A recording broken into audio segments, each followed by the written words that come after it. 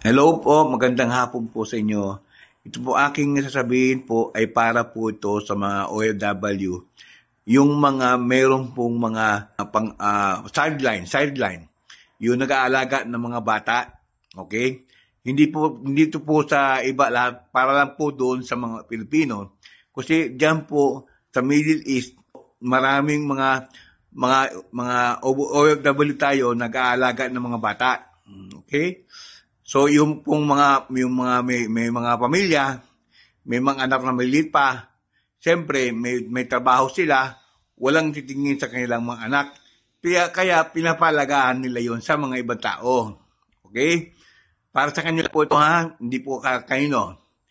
Ito po ay isang paalala sa kanila na pag meron pong ipinapaalaga ng mga bata sa inyo, okay, make sure lang maalagaan nyo mabuti at iwasan po na magkaroon ng problema kasi problemang malaki po yan.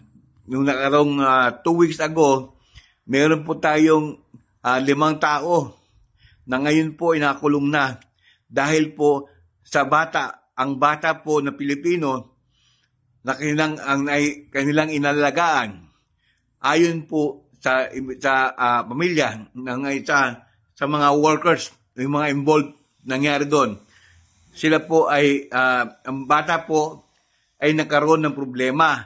It's either na choke, hindi po namin alam pa ang mga detalye. Pero namatay po yung bata habang nasa pangangalaga nung mga Pilipino na yon. Okay? Kasi sila ngayon ay nakulong po at under investigation sila. Okay? Ilan sa mga Pilipino nakulong, lumapit po ang pamilya sa akin. At umingan tulong dahil nga sa kanilang kaanak na involved doon. Okay? So ngayon under investigation po 'yon. Okay? Ang sabi sa akin ng labat, under investigation mo sila at nakulong nga. Okay? So hindi alam kung ano pa ang pwedeng mangyari.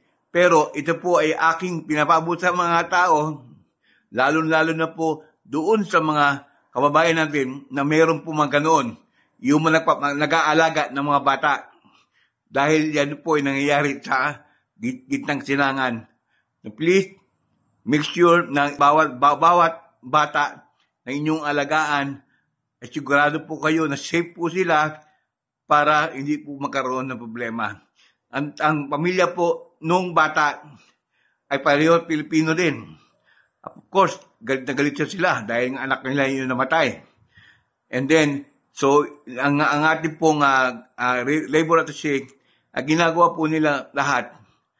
Dahil alam po nyo, sa ibang bansa, pag nagkaroon ng problema, Pilipino against Pilipino, magiging malaking problema po sa gobyerno natin yun dahil nga pareho sa Pilipino. Ang suspect ay Pilipino at ang biktima ay Pilipino.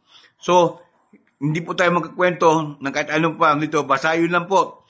Nais ko pong sabihin sa inyo, lahat ng mga meron pong mga palagaan na mag-ingat po kayo para po hindi na po mangyari itong ganito. Okay? Maluwi lamang po. Salamat po.